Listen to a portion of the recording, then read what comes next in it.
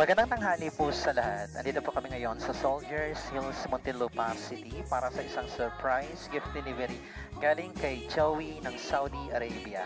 Tara, samahan niyo po kaming surprise, si Ma'am Loida.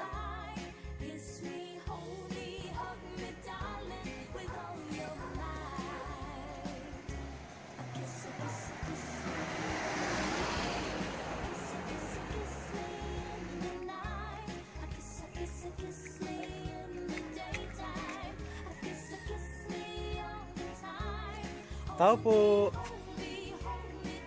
Tao po.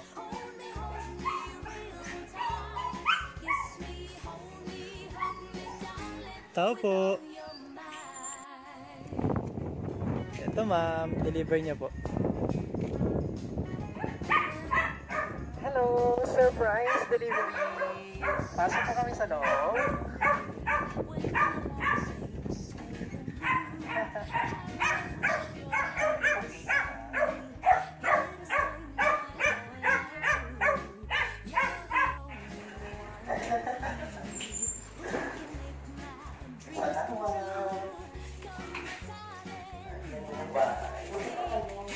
Sorry, Ma'am Loida po, ayan, may gusto mong bigay na regalo sa inyo. Siyempre, kilala niyo na po, si Joey po ng Saudi Arabia. Ayan po, marami po siyang gift items po sa inyo. Ayan, meron po kayong teddy bear and balloons. Ano pa? And of course, hindi po mawawala yung ating cake. Ayan, meron din pa. And also souvenir mug. Ito po lahat yung mga regalo niya sa inyo. At meron po siyang message na gusto niyo iparating. Medyo mahaba po ito at babasahin ko lang. Ayan, sabi niya, hello love. Ayan, I'm so glad that we did it again. Trials in life made us weak these past few days. It came to our way like unexpectedly. We fought for it and trying to give out our best. I know for a very short time we have stuff that we don't really understand what's going on. For the fact that I don't even get a chance to hug you.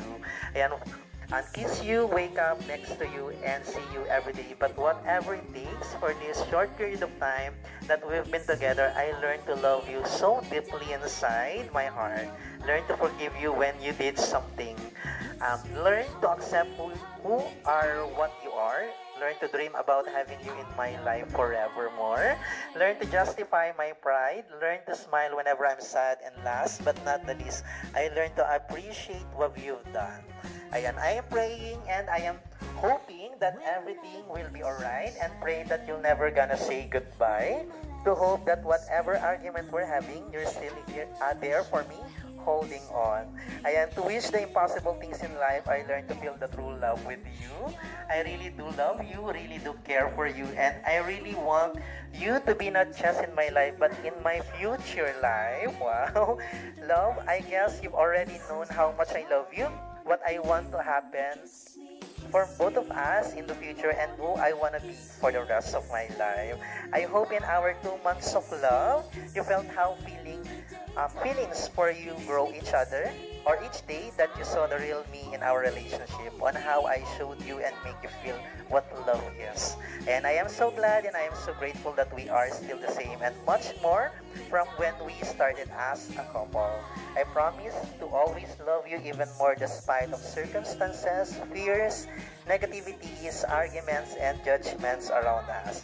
I will always fight for our love and stand by you in all matters that will come against us. I promise to you never let you go when our minds are in control over our hearts.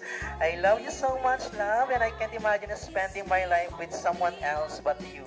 I love you from the day I saw you till the last breath of my life.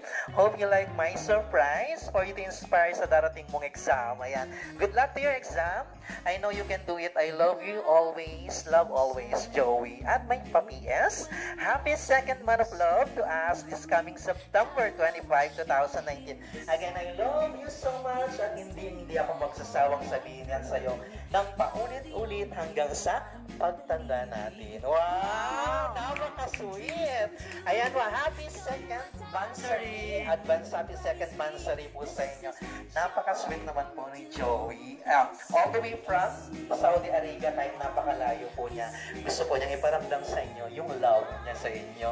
Ayan po, magpo-blow ka lang po ng candle for many more months and years of love, joy, and happiness po sa inyong dalawa. Ayan. Siya na ata yun.